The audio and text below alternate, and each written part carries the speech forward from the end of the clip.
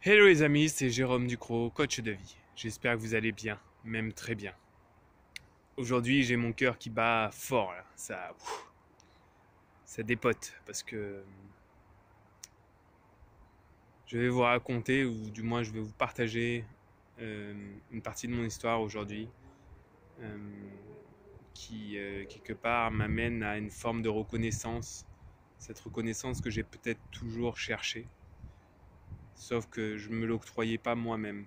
Ça veut dire que je ne me reconnaissais pas. Et là, en vous partageant cette histoire, mon histoire, euh, quelque part, je vais reconnaître ce que j'ai vécu et me reconnaître par la même occasion.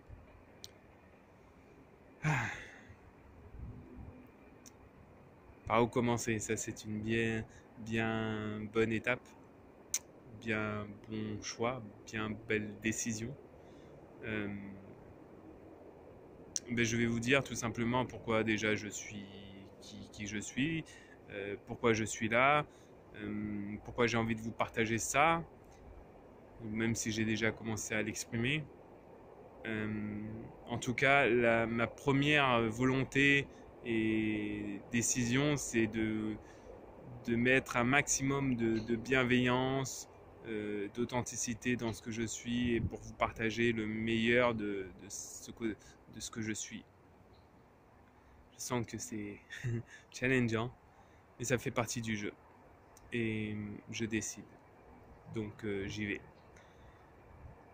Je suis arrivé en France en août 2010 après plusieurs années, on va dire, mois, années assez chaotiques à Tahiti, puisque en, en octobre 2006, j'ai eu un très grave accident de voiture.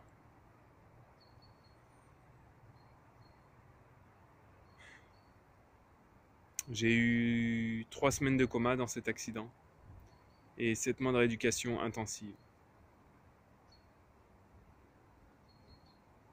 À 20 ans, je me suis donc retrouvé en couche culotte, avec des diagnostics de docteurs très préoccupants, très challengeants, très bouleversants.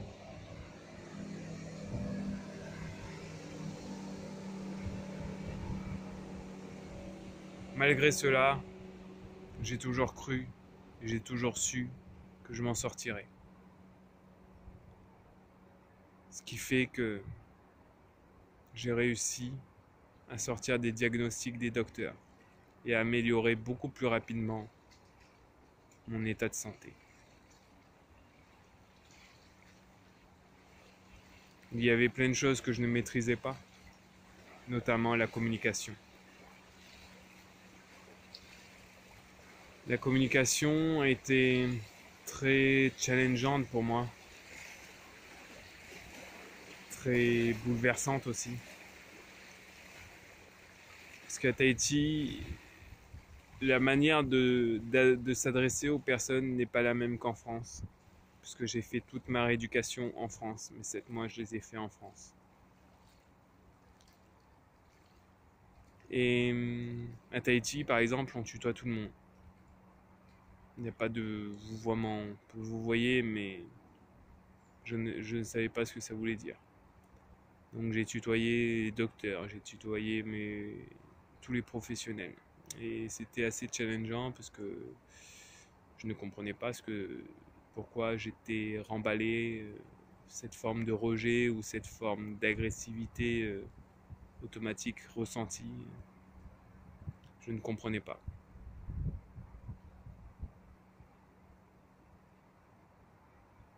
Bref, de 2006 à 2010, j'ai essayé une multitude de choses. J'en ferai état par la suite, mais là, je souhaite faire état de pourquoi je suis en France.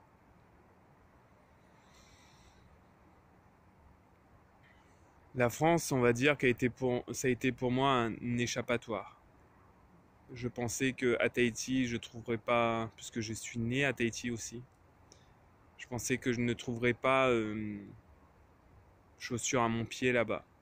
Et je me suis dit, bah, je vais trouver ailleurs. Et donc j'ai profité que ma copine elle a validé sa licence à Tahiti pour la suivre en France et en mettant le pied à l'étrier pour reprendre mes études d'expertise comptable que j'étais en train de mener. Mon arrivée en France a été assez challengeante, mais j'ai réussi à trouver avec ma copine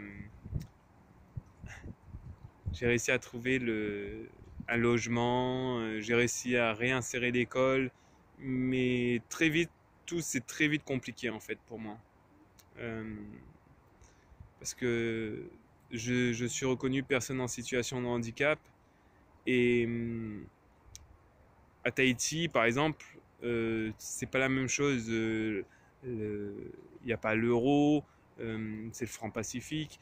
Il n'y a pas la CPAM, c'est la CPS. Il n'y a pas la MDPH, c'est la Cotorep. Et tout ça, en fait,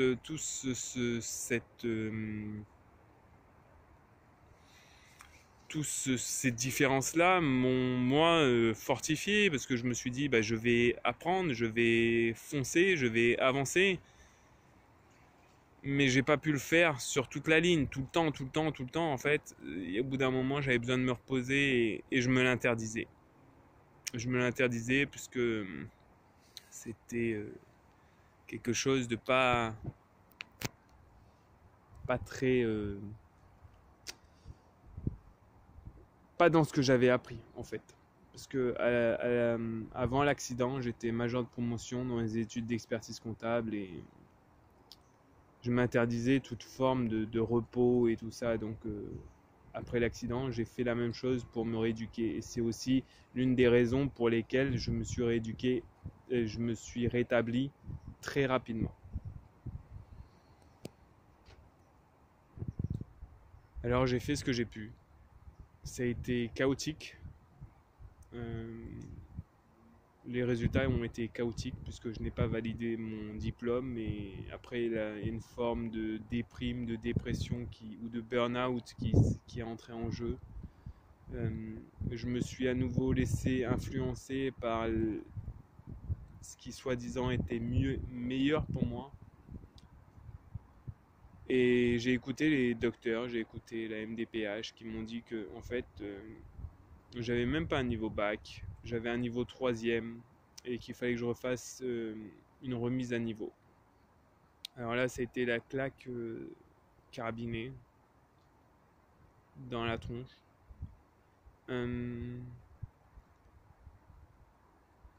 Je leur disais que que je suis en licence et que j'ai 8 sur 20 et qu'il me faut avoir 6 sur 20. Mais j'arrivais pas à faire passer ce message-là puisque il n'a pas été retenu. Et je n'ai peut-être pas mis suffisamment d'affirmation ou je n'ai peut-être pas été suffisamment patient pour leur exprimer les choses et je me suis laissé influencer et j'ai accepté ce côté-là. Et c'est à partir de ce moment-là que tout s'est dégradé très rapidement pour moi. Parce que je pensais que ça allait être bon, mais au final, mon état de santé n'a fait que de se dégrader, de se détériorer. Parce que j'acceptais à nouveau de faire des choses qui ne venaient pas de moi. Où je m'étais laissé influencer, où je n'avais pas pris suffisamment en considération mon choix. Mon choix avait été quelque part manipulé, influencé. Après, je peux le comprendre au vu de l'accident que j'ai vécu ou le parcours que j'ai fait, que j'ai eu. Je pensais qu'on... Non, en fait, l'extérieur voulait mon bien-être. Mais j'arrivais pas à exprimer que ça me faisait mal en fait. Ou lorsque je l'exprimais de manière incompréhensible. Donc j'ai fait tout ça et j'ai quand même validé tous mes diplômes en question, mais à la fin ça a été chaotique parce que la communication est très mal passée. Je me suis retrouvé avec plusieurs personnes à dos euh, et j'étais pas très fier de moi du résultat.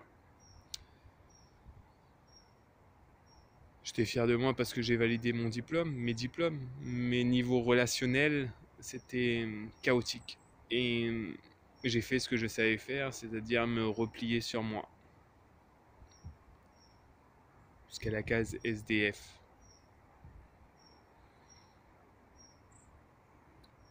C'est grâce à ce moment-là, on va dire, que j'ai pu prendre conscience de qui j'étais, que j'avais une vie, que j'avais la chance d'être encore en vie. J'ai pris conscience de cela. Alors qu'au moment de l'accident, j'en prends pas vraiment conscience que je suis passé à 2 doigts de la mort. Je n'en avais pas conscience. Parce que les médicaments, les... tous les espoirs qu'on donne, en fait, ne nous amènent pas à... Enfin, ne m'a pas amené à prendre conscience de cela. C'est en arrivant peut-être à cette phase de SDF que j'ai pris conscience de ça et que je me suis dit, voilà, j'ai envie de partager qu'en fait, en communiquant, en essayant, en étant patient, en recommençant, en ajustant, en parlant aux bonnes personnes, en recommençant avec d'autres personnes, en recommençant, ça devient possible. Mais pour cela, il a fallu avant tout que je finisse par accepter là où j'en étais. Et c'était peut-être là la phase la plus dure pour moi. Parce que je n'arrivais pas à reconnaître que je vais moins vite que les autres, moins vite dans ma vie, moins vite. Et que je n'ai pas de conscience suffisante à l'époque pour vivre pleinement et facilement. Vous voyez, je dis facilement. Je pensais que ça allait peut-être être facile en venant en France, qu'à Tahiti, j'avais connu des choses pas forcément évidentes, et voilà. Et donc, grâce à ça, en fait, je suis arrivé, j'ai eu la chance de rencontrer quelqu'un qui m'a montré la voie pour arriver à un foyer. J'y suis rentré. Et grâce à ça, j'ai gravi petit à petit des échelons. J'ai créé mon blog www.codedelavie.com.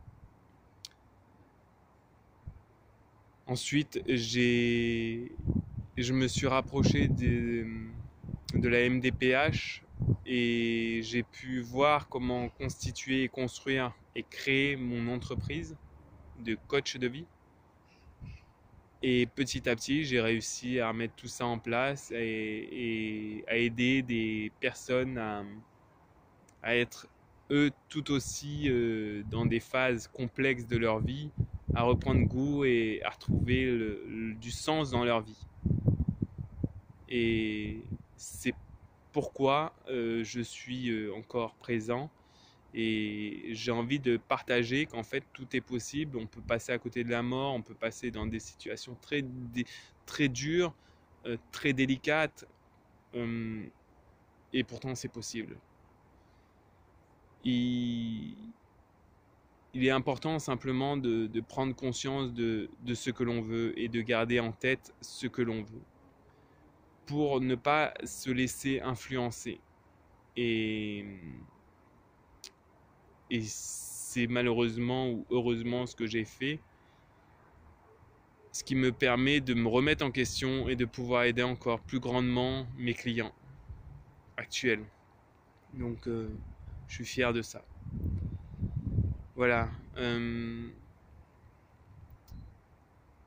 Je suis touché de vous avoir partagé ça et je ne l'ai peut-être pas fait de manière optimale, mais je me suis lancé. J'ai partagé un gros bout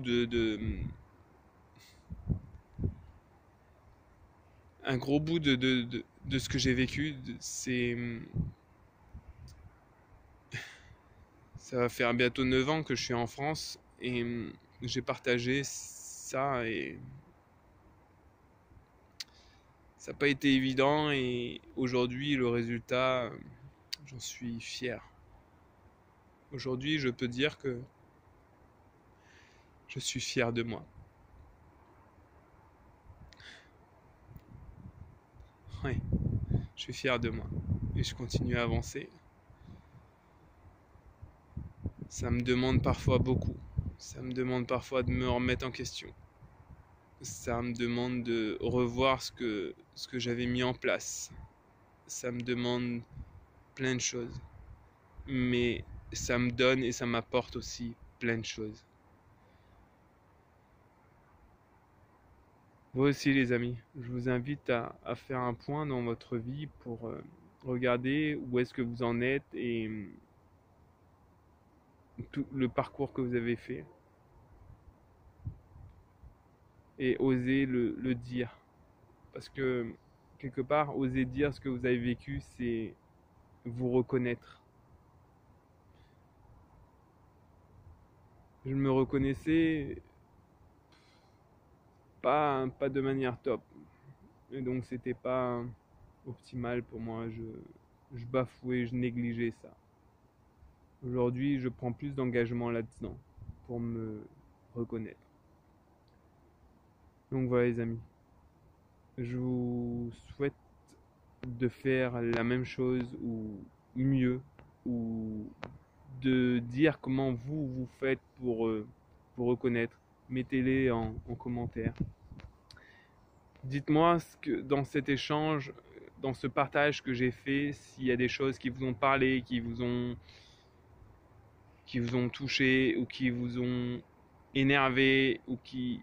Voilà, j'ai vraiment envie d'entrer dans cette notion de partage, d'échange, de communication. J'ai envie d'améliorer tout ça et je veux le faire. J'ai cette intime conviction que je vais réussir et c'est ensemble qu'on pourra le faire. Parce que communiquer tout seul, ça mène pas très loin. Ça mène à des choses différentes. Mais on construit plus facilement lorsqu'on est plusieurs. Seul, on peut aller plus vite et à plusieurs, on va plus loin. Donc je compte sur vous les amis.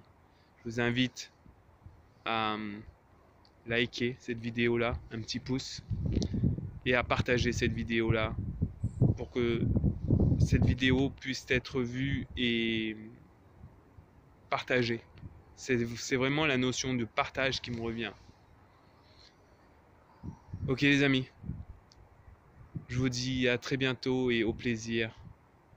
Merci d'être présent, merci d'être vous, et osez être vous pleinement et osez le communiquer. Grâce à vous, on pourra construire un monde meilleur. Toutes les autres places sont déjà prises, alors prenez votre place. C'est ce que j'ai décidé, moi. À bientôt les amis. Allez, ciao.